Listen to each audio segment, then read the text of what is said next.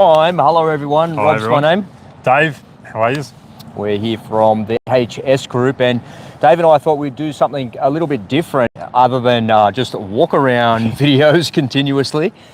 We get a lot of questions from the audience and from the viewers of our content, particularly as they come in the store. They always tell us that they've seen the videos online and they want to know more information. So we've got a bunch of questions here about buying equipment. So in this video, we're going to talk about if you come to a dealership and you're in the market for some new Kubota gear, what it is that you should be looking for. There's a whole range of different things that you can do when you're buying new equipment. Obviously, you're doing your research, you're obviously doing your homework, you're talking to other people, you're shopping it around to a bunch of different brands and a bunch of different dealers all at the same time. But we've got the most commonly asked questions here. Make sure you stick with us to the end of the live here, because we've got some doozies right at the end. We're going to give you some inside gouge from the dealership network and tell you exactly what you should be looking for.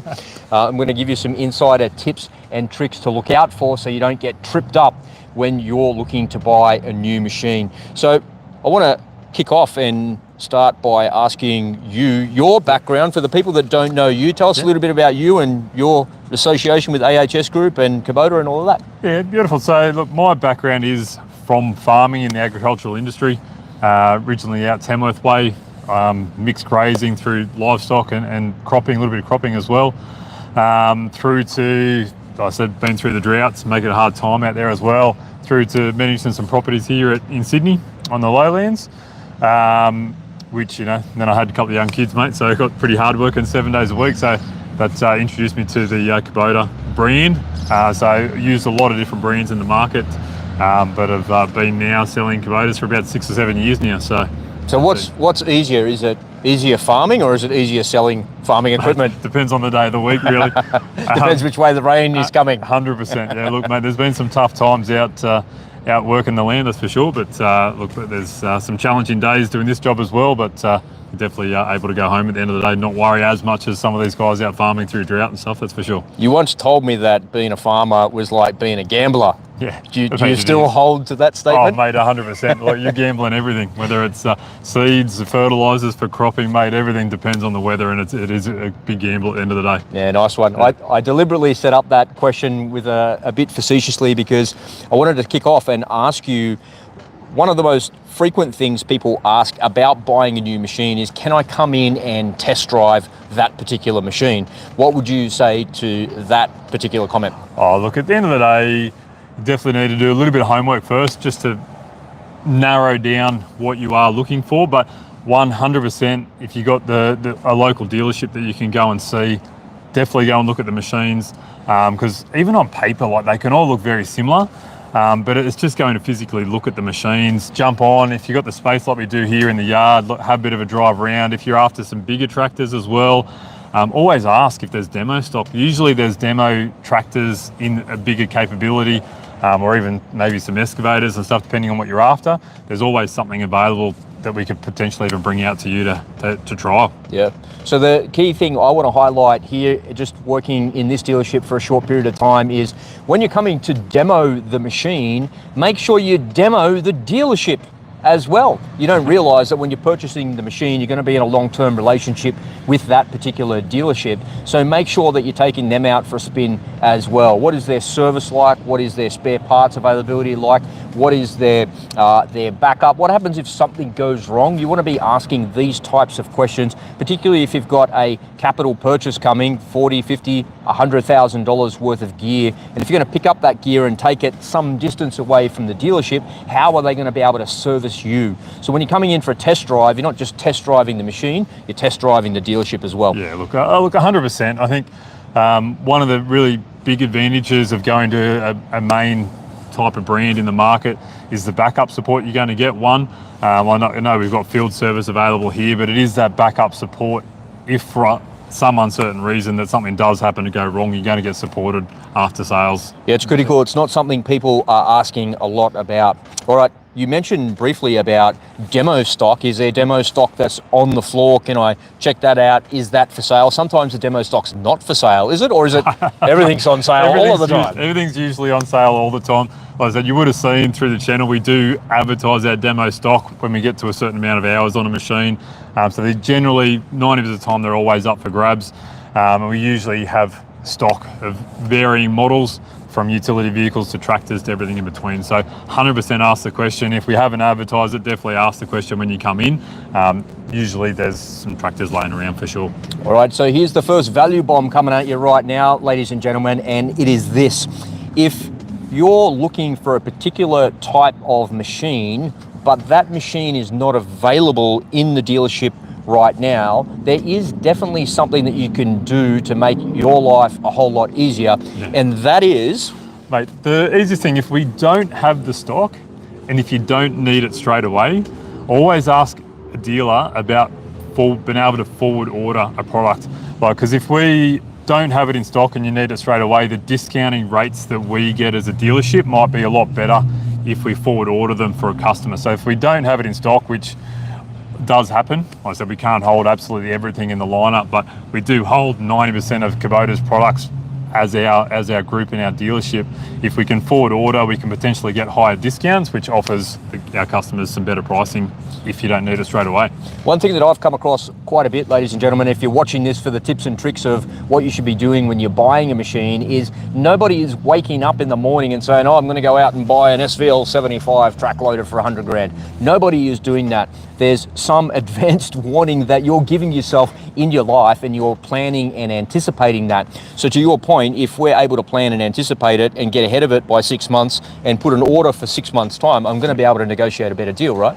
Look, theoretically, yes, if we don't stock it. If it's an item that we've got coming in, that you can lock in pay a deposit, lock in a pricing on it. But there is a really good chance if it's something that we don't stock, if you're prepared to wait, you've done the homework and you can wait, that there is a potential to get better pricing if you're happy to wait.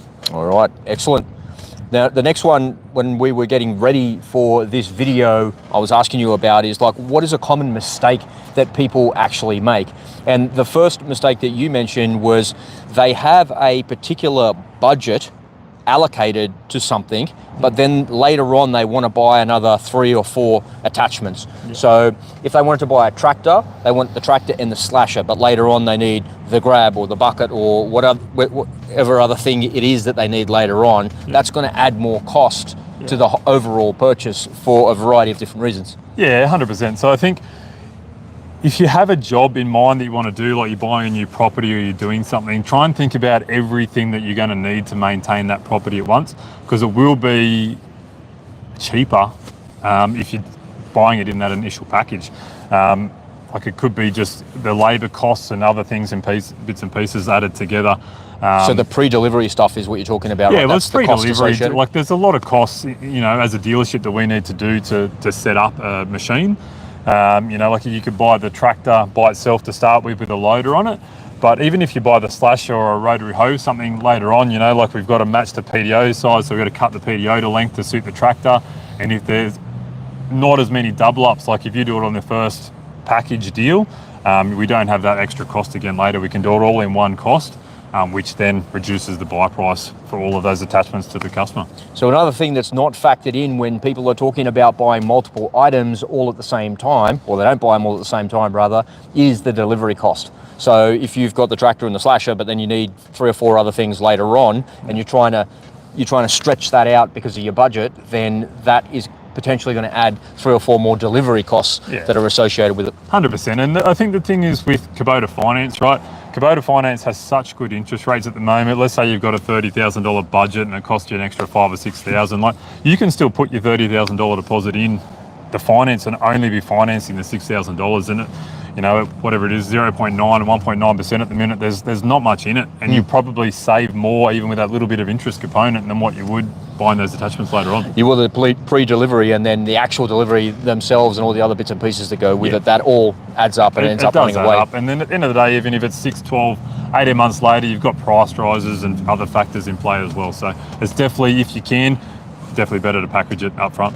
So I purchased a motorcycle recently, and I made this mistake when you told me about this. I went, damn, I never even asked that question when I bought the bike, because I had white line fever for the motorbike. I knew exactly what I wanted and I was ready to go. But one thing that you should remember to ask, if you're not fixed one way or another for a particular machine, what you should really be asking for is there any demo stock? Correct. Or is there any clearance stock 100%. that's available? Because all dealers have demos and clearance available. Usually, like I said, we'll have demos, but at the end of the day, we'll have stock come in for a certain period of time. We factor in and try and budget, do a little bit of gambling as well to see what the market's going to do.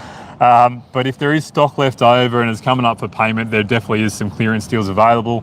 Most dealerships will be the same. They don't want to have stock sitting around. We're not museums, mate. We don't want to hold everything, that's for sure. But there is always going to be some clearance stock around. When you come towards the end of a season, let's say it's the end of the mowing season, coming into winter, there might be some excess mower stock around. So definitely, if you're buying out of season, it might be a good opportunity to pick up some deals. I know where I got caught out a little bit with my motorcycle was just at the end of the financial year. It's just gone July when we're recording this video, and it was at the end of the financial year. They said, here's the end of financial year demo stock run out. And I was like, damn.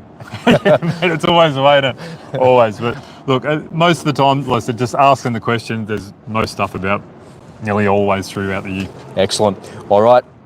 We're coming right to the very end of the Q&A that we've got, and one of the most important things that you should be looking for, ladies and gents, when you're actually buying a new machine is the warranties. So the warranty that is presented to you when you go to the dealership will be very different to the warranty that the next person gives to you. And that's because you have to look at the nuance of what the warranty says. One warranty might say it has a 5-year warranty on the engine, but what does that 5-year warranty also cover? It might only have 1 year's warranty on parts. Correct. And there's a whole little rabbit hole you have to take yourself down there when you get all the warranties and you line them all up and you look at the differences there, and you have to figure out what's important to you and how to navigate through those things as well. Look, 100%. I think it's one of the biggest things, because most brands in the market all have the same type of warranty advertised in regards to a 3-year, 2 years, 4 years, whatever it happens to be. But it's always in the detail. I know it takes a bit of time and it's a bit of a pain to read through sometimes, but just know exactly what you're getting from the warranty of that particular machine, because everyone is different depending on what's covered, if there is a breakdown, to parts and everything else in between. What are the things that people should be absolutely including in their warranty? What's a non-negotiable for that?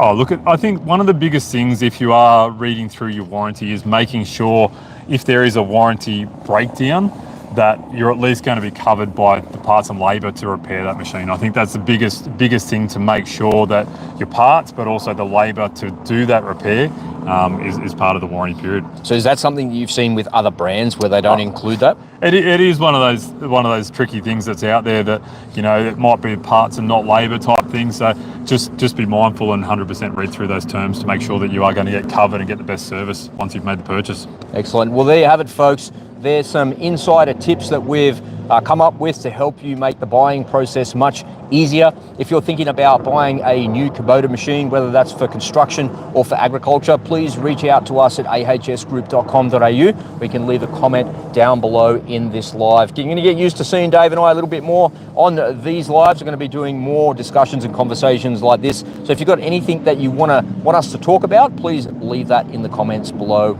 as well. All right, Dave, you got any final thoughts? No, just look, if you're unsure, like I said, do a bit of research before you get in the dealership. Just make yourself familiar with at least some terms and some specs of those machines that you're looking for. All right, thanks everybody. We'll see you in the next one. Bye for now.